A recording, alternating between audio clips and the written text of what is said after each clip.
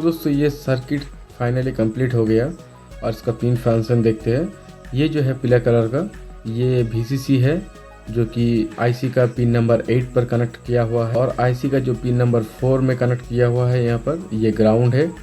और जो pin number 3 है ये एनालॉग आउटपुट जो कि आर्डिनो या माइक्रो कंट्रोलर में आप यहाँ पर कनेक्ट कर सकते हो।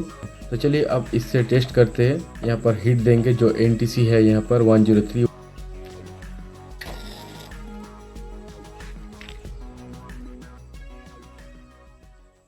देखिए दोस्तों बहुत ही अच्छा। अब धीरे धीरे ये जितना भी कूलिंग होते जाएगा तो ये LED भी धीरे धीरे बुझेगा। तो चलिए इससे थोड़ा कूल करते हैं हाथ से।